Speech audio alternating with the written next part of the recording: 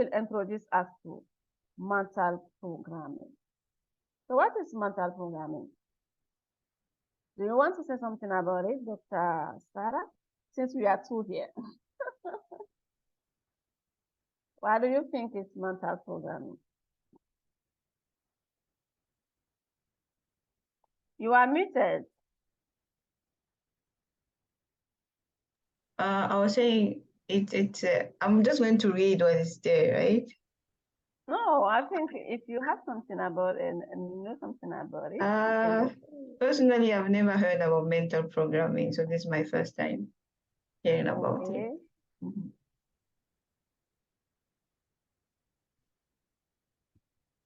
So, mental programming is a pattern of thinking that's different between people because of their different social environment and life experience. Why some mental diseases are inherited? Some conditions are a fault of our mental programming, unfortunately. And when we talk about mental programming, it's the belief that you grow with. It's based on 3 levels. The first one is the personality that you are born with. The second one is the culture in which you grow. The third one is the normal human nature that you inherit. So, when we talk about the subconscious mind programming naturally occur in children, let's talk a little bit about the brain. The left brain is the critical thinking part of our intelligence. It's involved with logic, language, and physical activity. And it develops slowly. I think Dr. Sarah knows more about it because she's focusing on neonates. Isn't that? It is. Much, yeah. And in fact, some scientists now believe that the brain aren't fully developed until our 20s, right? And possibly even our 30s sometimes. So you can imagine that children are very receptive between the age of 5 and 14, where their right brain are active and their left brain is not, which includes critical thinking. It's not yet fully functional. So children, when we are kids, our left brain, which is where the critical thinking is not yet developed until our 20s or sometimes 30s. The only part that is much developed is our right brain.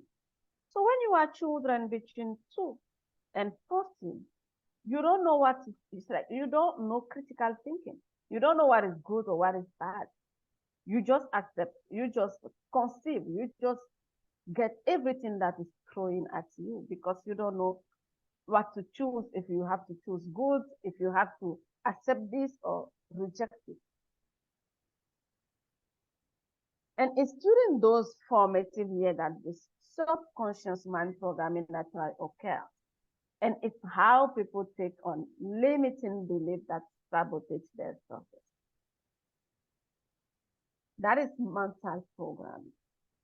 So as a parent, we have to pay attention to that. What do we feed our children during this time? What belief do we feed them? What life are we showing them? If a kid rise from an environment with a lot of conflict, of course that will develop some conflictual behavior because his left brain was not fully developed. So for him, he doesn't know critical thinking. The child doesn't know that. Maybe for him, it's normal to have that conflictual life. For him, it's normal. So what you feed your children during that time is very important because the mental programming is on 3 levels. The way he was born, the child, the personality is born with, but the culture, the environment, the specific group where he grows, what is he learning? How do you talk to him? If you talk to the child rough, for him, It's the way you have to talk. And then the child will grow and you say the child is misbehaving or is disrespectful. What have you fed your children? If your child was growing between 2 and 14 and every time is sadness, every time is problem, the child will grow with that sadness that will create anxiety and it will develop behavioral disorder, of course, because the critical brain, the left brain, is not fully developed. So they don't know what to choose. For them, everything you send them, it's normal. And the human nature, like social media, everything, like they just tell you human has to be like that, especially women, you have to be like that. It's also universal, it's genetic. So the mental programming is on this 3 levels. The mental programming creates belief. This belief then creates your attitude. Your attitude in turn creates feelings, and your feelings determine your action.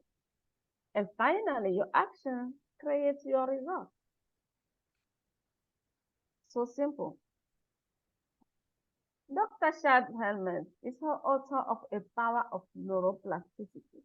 I love this man because I don't know what, I think God gave him a lot. And he believes that every thought results in rewiring in the brain, and that is consequently creates a change in life. And what he says, like what we believe determine our attitude, affect our feelings, direct our behavior, and determine our success or failure. Yeah.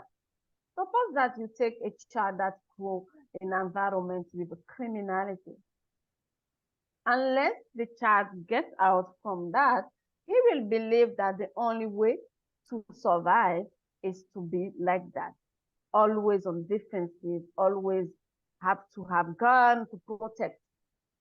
And that affects his feelings. That child can never be happy. How can you be happy if you grow up with a belief like that? So it will affect his feelings.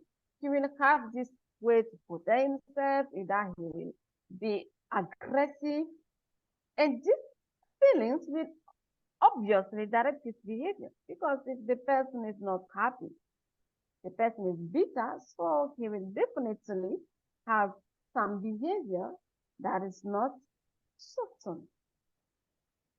And those behavior will determine if the child will succeed or will fail in his life.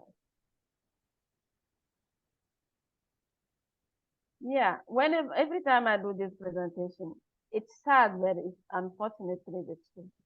So if your mind is the software that controls everything you think and do then, so it's important to realize that its programming began from birth. And everything you saw, heard, or felt was taken and accepted as a truth because your left brain was not fully developed. So everything that you saw, you accept it as a truth. You heard, you accept it as a truth. So that's why it's very important for us parents to take responsibility. There are some children mental situation that we cannot control, but most of them come from the mental programming, which is unfortunate. So your subconscious mind accepts what is thought as a truth. So because the child is living in the same situation every time, so for him, that is how life is, because he doesn't know critical thinking. So the person you are now is the result of years of programming. You may have had habits that you have picked, such as nail biting, phobia, fear of darkness, low self-esteem. And this will all be a result of something you have experienced in your life and are ingrained into the way you live now. But the good news is, while you're growing, I think you have to take responsibility of your life. Like there is a quote in my language that say that if you are born, you have to reborn yourself. And thank God for this generation, we have help almost everyone. Social media, coaches, therapists, psychologists, they are almost everywhere. If you cannot control your mental programming, of course, and you know that those mental programming lead to some defects in your life, you don't have to die like that. You have to take responsibility about your life when you develop your critical thinking brain. But some people don't know that. Some people know that, but they are scared to face the truth. Some people don't know that because the information didn't reach them. So that's